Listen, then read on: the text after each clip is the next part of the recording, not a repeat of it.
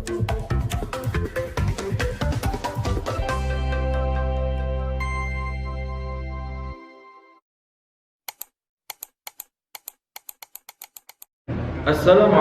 warahmatullahi ta'ala wabarakatuh. Alhamdulillahil qawi sultan al-wadih burhanu al-maqsud bi wujudihi karamahu wa ihsanu. Allahumma shalli salatan kamilah wa sallim salaman tamman ala sayyidina Muhammadin alladhi tanhallu bihi al-'uqad wa tanfarij bihi al-kurab. Allahumma inna na'udzu bika min 'amalin la yanfa' wa min 'amalin la yurfa' wa min nafsin la tashba' wa min du'ain la yusma' wa min hadhihi al-arba'. Rabbi ighfirli warhamni wajburni warfa'ni warzuqni wahdini wa'afini wa'fu anni amma ba'du. Yang kami hormati wabil khusus guru kita semua, Buya Yahya, kita doakan beliau mata'an Allah bituli hayati. Semoga Allah memanjangkan umur beliau, memberikan kepada beliau rezeki yang halal, thayyiban, mubarakan fiha ala kulli hal, dan semoga Allah Jalla Jalaluhu selalu menjadikan beliau perantara wasilah antara kita dengan baginda Nabi Muhammad sallallahu alaihi wasallam.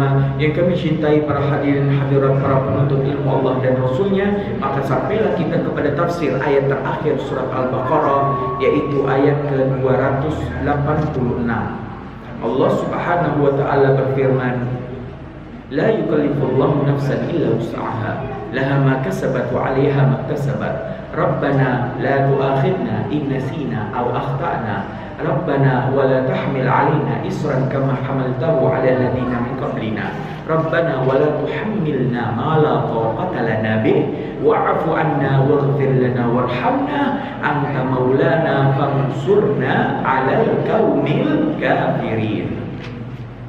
La yukallifullahu nafsan, la tidak akan, yukallif memaksa, Allah nafsan kepada satu jiwa kesadaran manusia, illa kecuali. Sekali lagi, Allah tidak akan memaksa kepada manusia illa kecuali wus'aha, apa yang dia mampukan. Artinya tidak mungkin Allah menguji kita dengan ujian yang manusia itu tidak mampu lagi untuk menahan ujian tersebut. Itu tidak mungkin. Ini janji daripada Allah Subhanahu wa ta'ala. Nah, ayat ini adalah ayat mansukh. Dalam ilmu ulumul Quran, dalam ilmu tentang pembahasan teori-teori Al-Quran, dinyatakan ada nasikh mansukh. Nasikh adalah ayat yang menghapus, yaitu ini. Mansukh adalah ayat yang dihapus. Mana ayat yang dihapus? Biasanya letaknya di sebelumnya.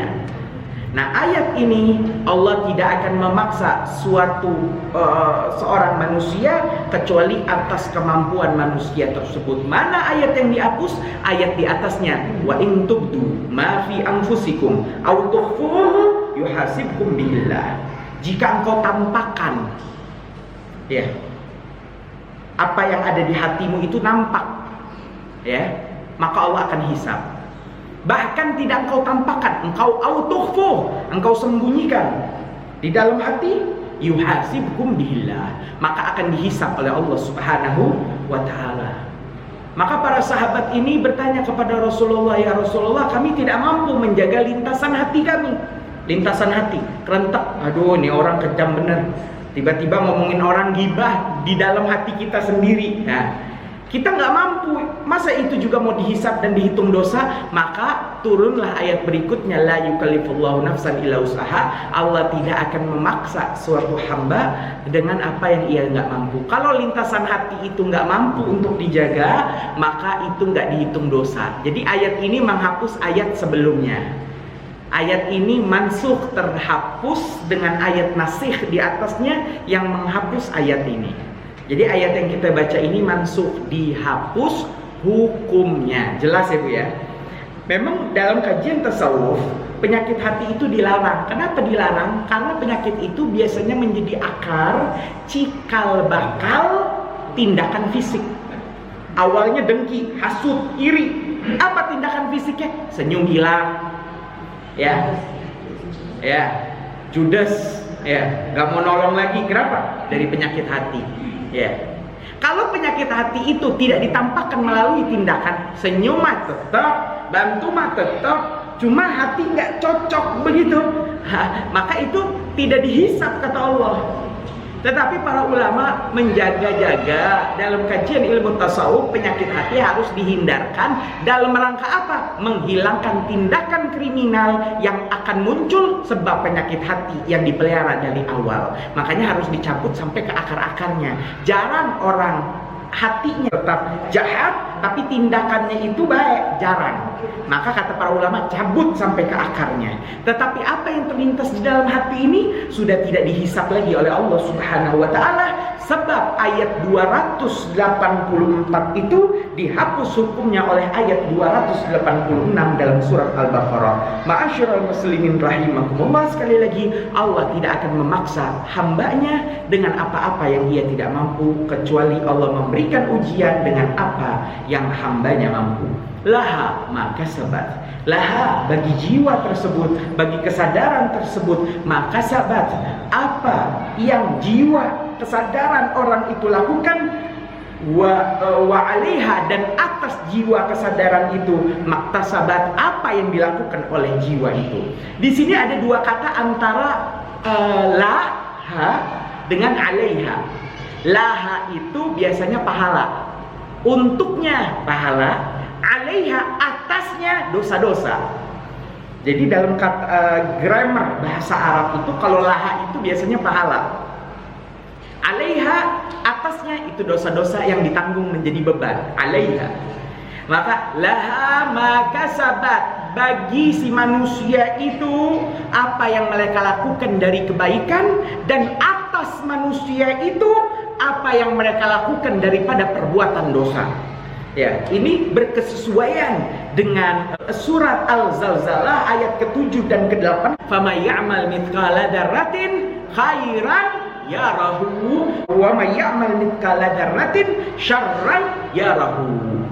Ya, barang siapa yang dia beramal walaupun sebiji jagung kecil daripada kebaikan, maka yarahu mereka akan melihat balasannya nanti di akhirat, di Maliki Yaumiddin, di sisi Allah pemilik hari pembalasan. Ya, di akhirat akan lihat dia balasan kebaikan yang sedikit itu. Wa may ya'mal mithqala dzarratin, dan barang siapa yang dia berbuat, bertindak dengan satu biji zarrah, ya, maksudnya sekecil kejahatan, syarran kejahatan, yarahu dia juga pasti akan melihat balasannya. Kita ini kan orang-orang mukmin, hadirin hadirat, yang percaya ada kehidupan setelah kematian. Kita nggak berani jahatin orang, kita nggak berani zalimin orang, kita nggak berani merebut haknya orang. Kenapa? Kita yakin sekecil apapun kebaikan yang kita lakukan dibalas, dan kejahatan sekecil apapun juga dibalas nanti di akhirat oleh Allah Subhanahu wa taala setelah kematian yang akan menimpa kita, dan itu pasti akan menimpa kita, dan akan ada kehidupan yang semuanya dibalas di dalamnya. Maka begitulah, laha makasabat wa alaiha maktasabat. Bagi manusia dari apa yang ia lakukan dari perbuatan baik, ia akan menerimanya, dan baginya juga, dan atasnya juga dosa dari tindakan yang dilakukan oleh kesadaran manusia itu sendiri. Pilihan terserah kita.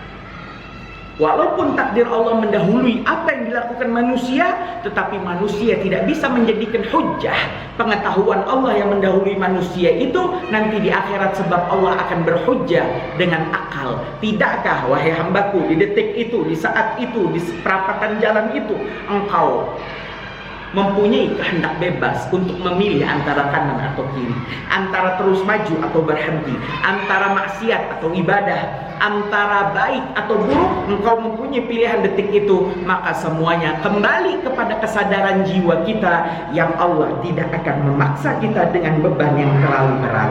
Tetapi pilihan itu akan menjadikan orang itu mendapatkan pahala, dan menjadikan orang itu mendapatkan balasan perbuatan dosa dan siksa.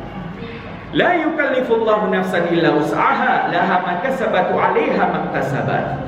Rabbana, ditutup ayat akhir ini dengan doa kepada Allah. Rabbana, maka ya Allah Tuhan kami, la tu'akhidna, jangan engkau hukum kami, in nasina, jika kami dalam keadaan lupa, au akhtana, atau kami dalam keadaan salah.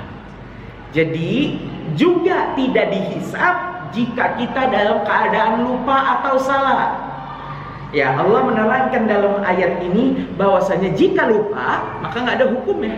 Orang puasa lupa makan nggak batal puasanya. Ya. Orang lagi saking sibuknya lupa sama sholat, nggak dosa meninggalkan sholat, tapi wajib qadha kalau udah ingat. Ya. Udzur sholat dalam kajian fikih praktis kitab sholat karangan guru kita Buya Yahya yang dikumpulkan ada 4 udzur sholat. Kapan kita boleh meninggalkan sholat duhur misalkan? 1, kalau ketiduran sampai lewat, maka bangun tidur tinggal di qadha ketiduran.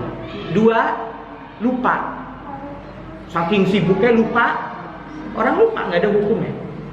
3, dipaksa, ada orang maksa, kalau engkau sholat aku tembak, maka udah jangan sholat karena ditembak. Tapi ada syarat, yang maksa harus lebih kuat daripada yang dipaksa, ya. Dan dia dibaca akan melakukan paksaannya, dan dia mampu untuk melakukan apa yang dipaksakannya, dan tidak ada pilihan lain, baru paksaan tersebut menjadi udzur sebuah ibadah yang ditinggalkan. Yang keempat, dijamak. Kalau dijamak akhir, kita kan pas waktu zuhur nggak sholat zuhur. Kenapa? Ya Allah, saya jamak nanti di waktu asar, jamak akhir. Maka ada 4 uzur sholat, diantaranya adalah lupa. Ya Allah, jika kami ini lupa atau kami ini salah, la tu'akhidna, maka jangan hukum kami ya Allah.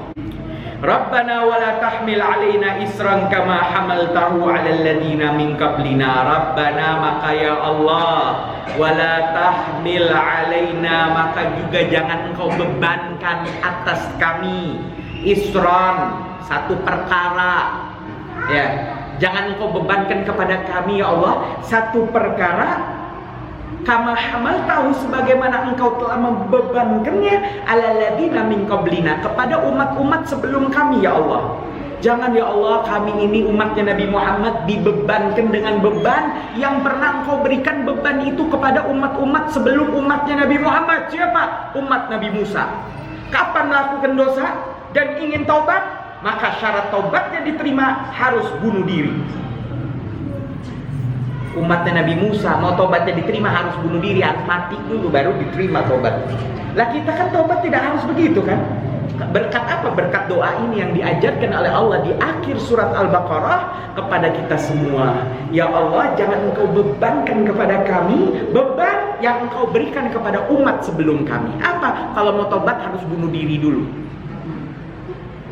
Umatnya Nabi Musa itu Pak, kalau bajunya kena najis, ya dicuci tetap najis, harus dipotong bajunya.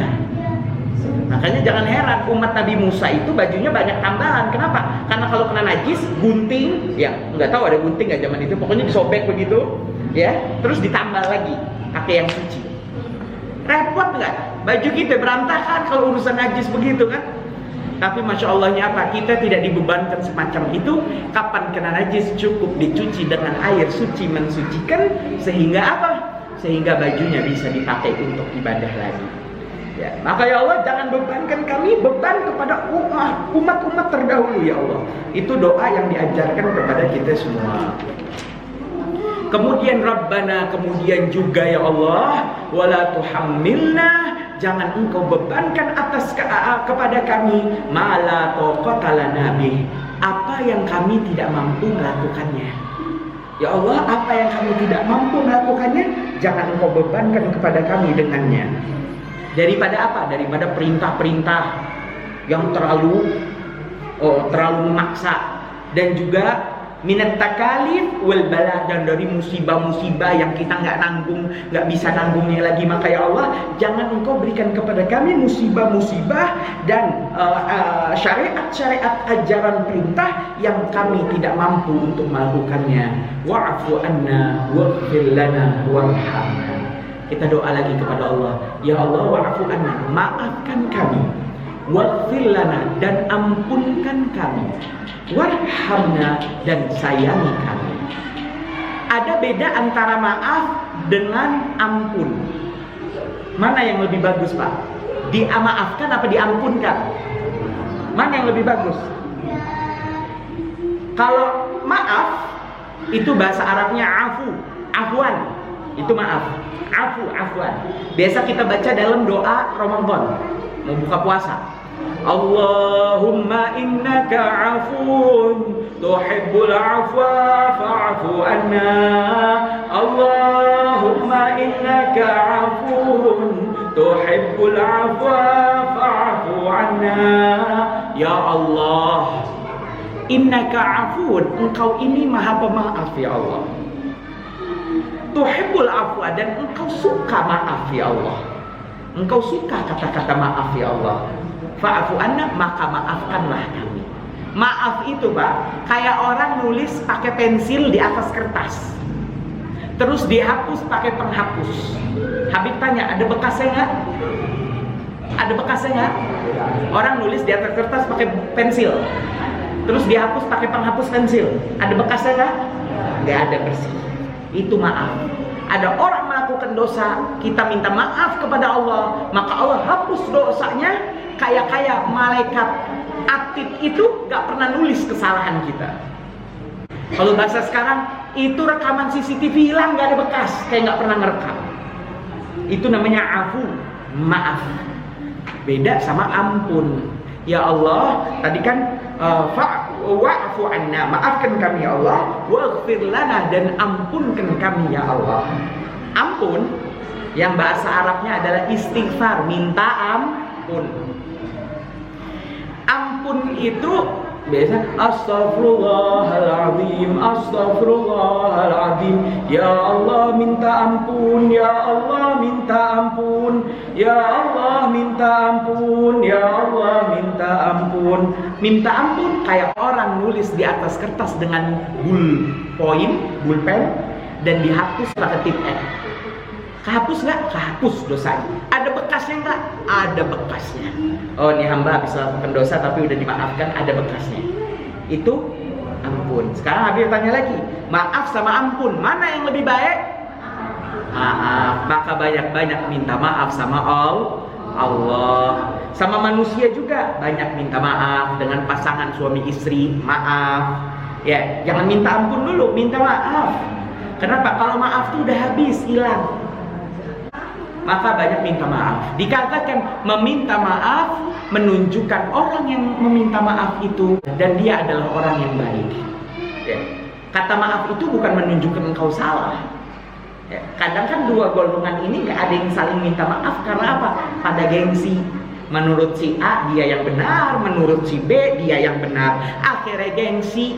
Padahal kata maaf nggak harus diucapkan oleh orang yang berbuat salah. Engkau mengucapkan maaf bukan berarti engkau salah, berarti engkau orang yang mulia.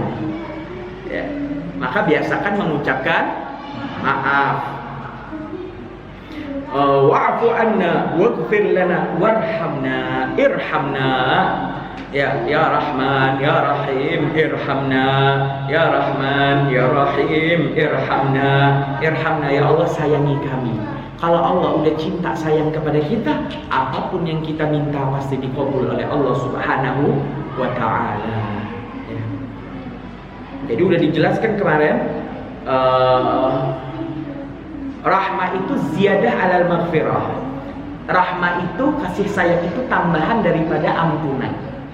Ya, jadi kita berharap setelah melanggar, ya Allah maafkan kami ya Allah ampuni kami dan sayangi kami, tetap sayangi kami. Karena biasanya kalau ada orang melanggar, bawahan kita ini nggak nurut dan nggak patuh, biasanya kita maafkan, kita ampunkan, tapi kita tuh ada nggak seret sama setiap orang.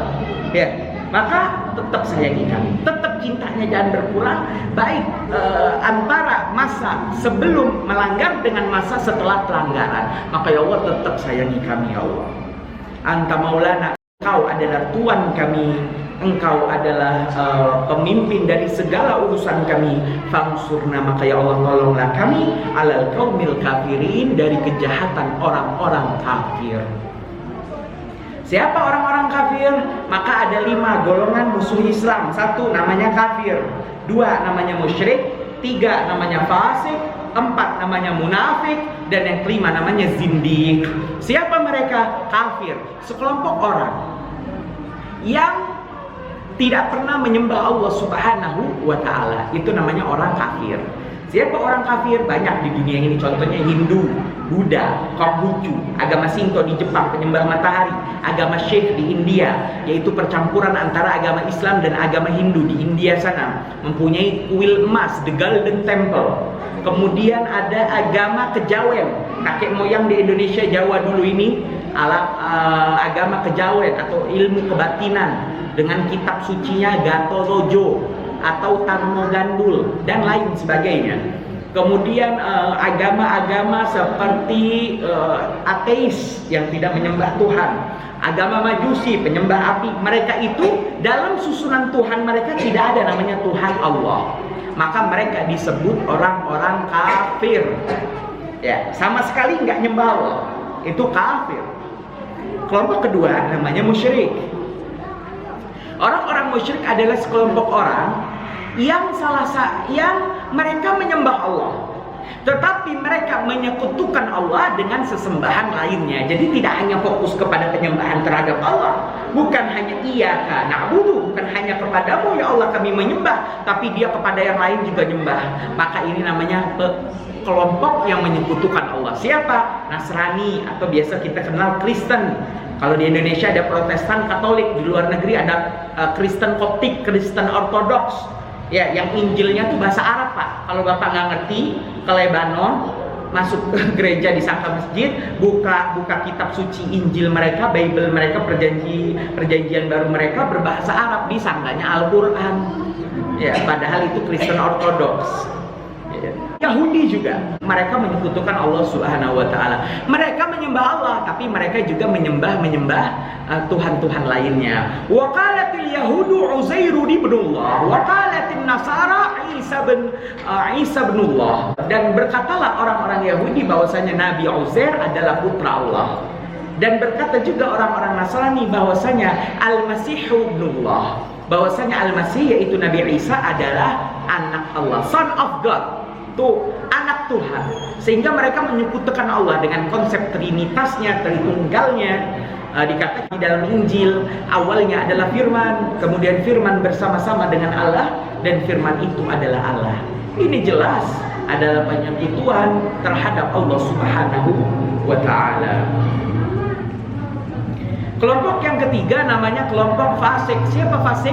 Mereka adalah orang Muslim yang pernah melakukan dosa besar satu kali dari kumpulan 70 dosa besar, atau sering melakukan dosa kecil terus menerus sampai meninggal belum taubat dengan taubat nasuha yang memenuhi 3 syarat, mencabut diri, menyesal dengan tangisan, dan berjanji gak akan mengulangi lagi. Belum taubat dengan taubat nasuha sampai ke bawah meninggal, maka mereka bagikan baju kotor yang harus dicuci dulu di neraka teratas dari 7 tingkatan neraka, namanya neraka jahanam. Baju kotor tadi harus dicuci dulu di neraka jahanam, setelah bersih baru layak masuk ke dalam surga. Ketika semua baju kotor ini masuk ke dalam surga, maka neraka jahanam pun nanti kelak akan hancur. Ya. Itu orang-orang fasik.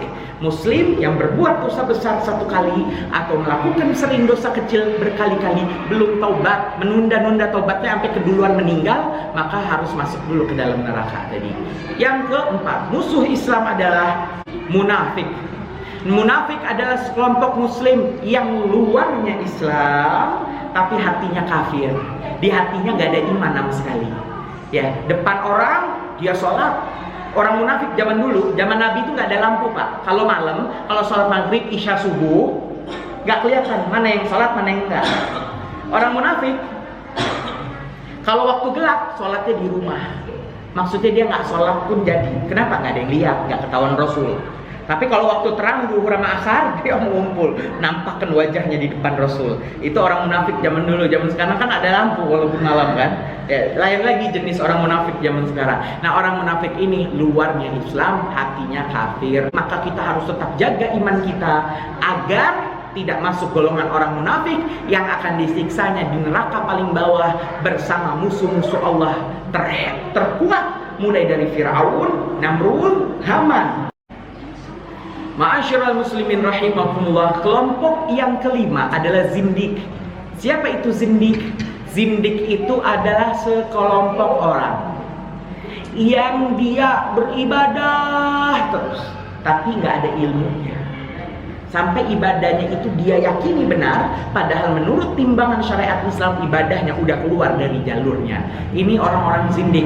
Di agama Islam jarang contohnya. Mereka ahli ibadah, tapi ibadahnya nggak sesuai dengan yang diajarkan, sehingga mereka orang menjadi musuh-musuh Allah. Siapa zindik? Man tasawwafa walam tafaqqaha faqad tazandak.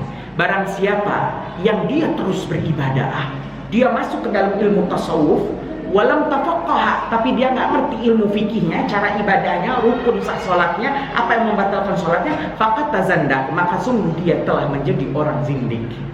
Ya, tapi kebalikannya, wa man tafaqqaha walam tasawwafa faqad tafassaq.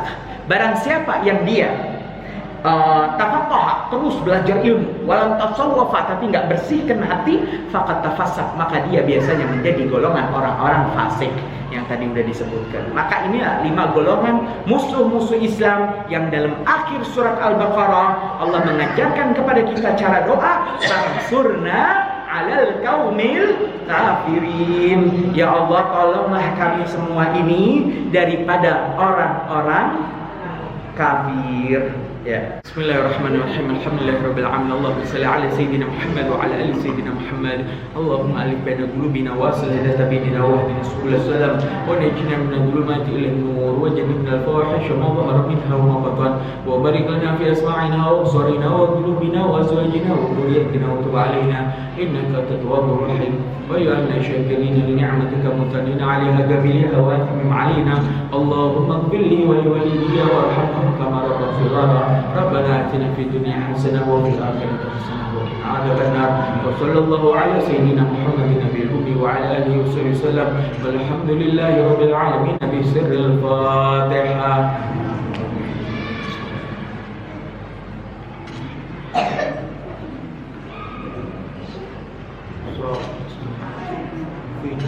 عليهم غير المغضوب عليهم ولا الضالين والله الموفق إلى أبواب الطريق والسلام عليكم ورحمة الله تعالى وبركاته.